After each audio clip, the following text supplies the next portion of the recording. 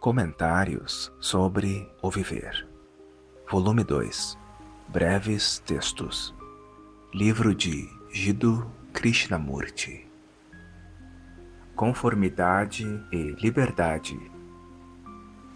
A tempestade começou de manhã cedo, com trovoadas e relâmpagos, e agora chovia fortemente. Não parara o dia todo, e a terra vermelha estava se encharcando. O gado abrigava-se sob uma grande árvore, onde havia também um pequeno templo branco. A base da árvore era enorme, e o campo em torno era verde vivo. Havia uma ferrovia do outro lado do campo, e os trens avançavam com dificuldade colina acima, dando um apito triunfante no topo. Quando se caminhava junto à ferrovia, de vez em quando se deparava com uma grande naja de lindas padronagens, cortada em duas pelo trem recente. Os pássaros logo chegariam aos restos mortais, e em um instante não haveria sinal da cobra.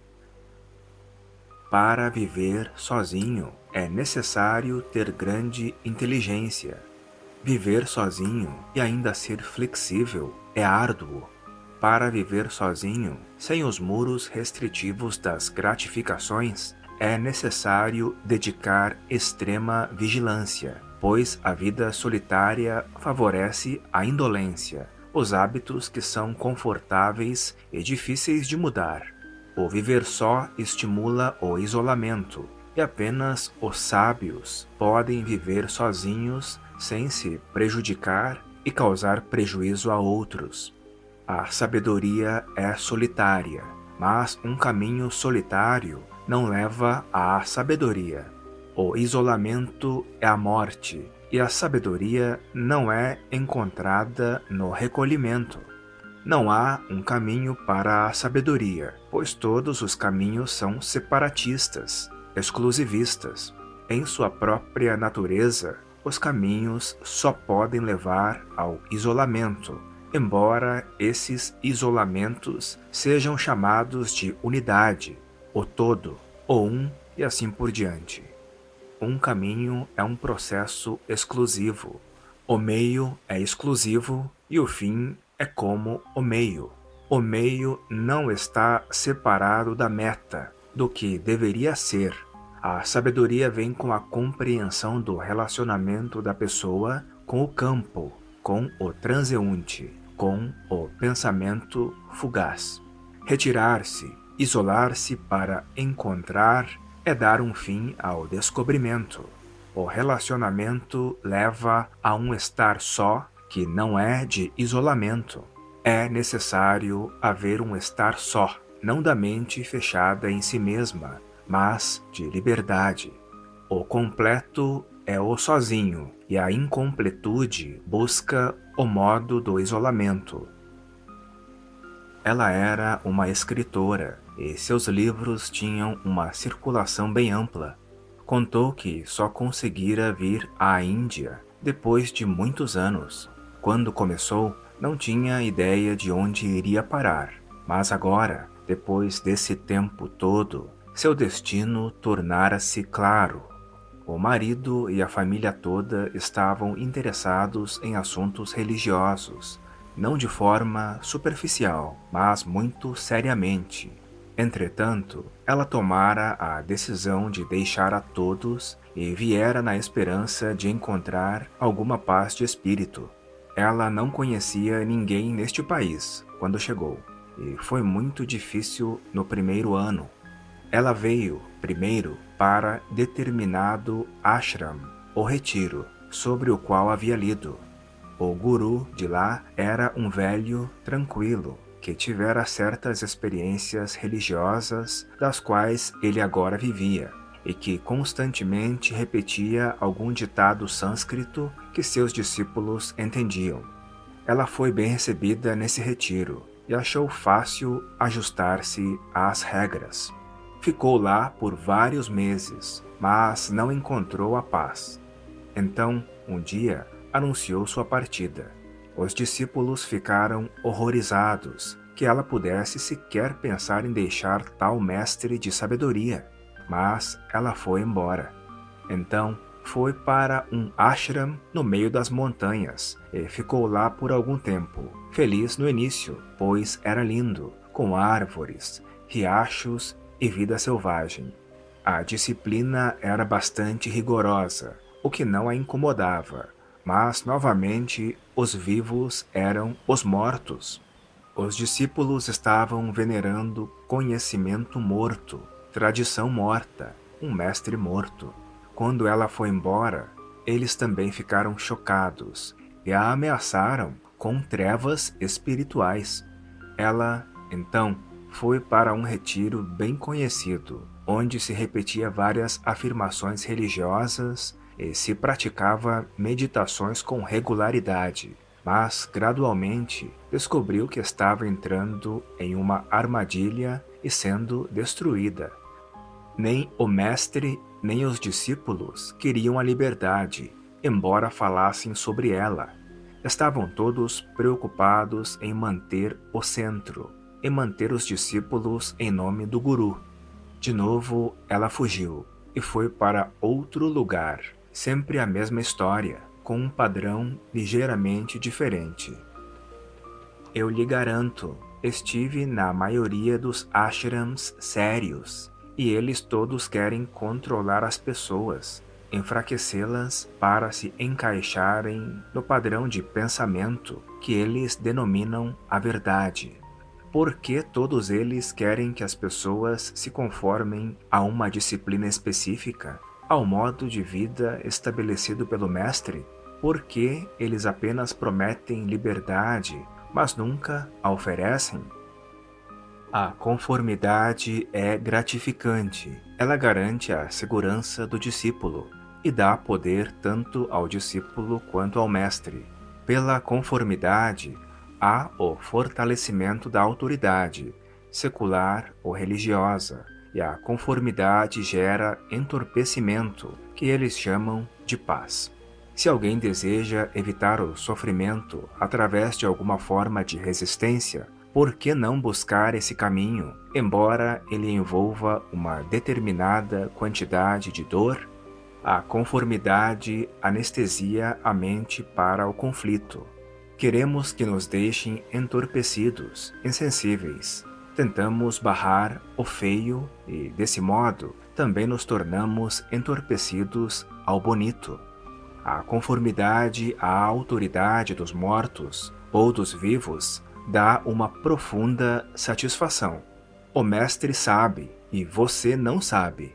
Seria tolo você tentar descobrir qualquer coisa por si mesmo, quando seu mestre confortador já sabe. Então você se torna escravo dele, e escravidão é melhor do que confusão. O mestre e o discípulo ganham força na exploração mútua. Você realmente não vai para um ashram por liberdade, não é? Você vai para ser confortada, para ter uma vida de disciplina e crença fechadas, para venerar e, por sua vez, ser venerada. Tudo isso é chamado de busca da verdade. Eles não podem oferecer liberdade, pois isso seria a própria destruição. A liberdade não pode ser encontrada em qualquer retiro, em qualquer sistema ou crença, nem pela conformidade, nem pelo medo denominados disciplina. As disciplinas não podem oferecer liberdade. Elas podem prometer, mas esperança não é liberdade. A imitação como um meio para a liberdade é a própria negação da liberdade, pois o meio é o fim. A cópia gera mais cópia, não liberdade. Mas gostamos de nos enganar, e é por isso que a compulsão ou a promessa de recompensa existem em formas sutis e diferentes. A esperança é a negação da vida. Agora estou evitando todos os ashrams, como a peste. Fui até eles por paz e recebi compulsões, doutrinas autoritárias e promessas vãs. Com que ansiedade aceitamos a promessa do guru? Como somos cegos! Finalmente, depois desses anos todos, estou totalmente desprovida de qualquer desejo de buscar suas recompensas prometidas. Fisicamente, estou exausta, como você pode ver, pois, muito insensatamente, eu de fato provei suas fórmulas.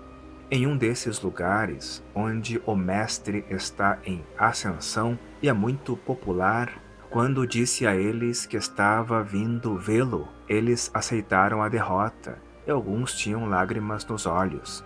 Essa foi a gota d'água.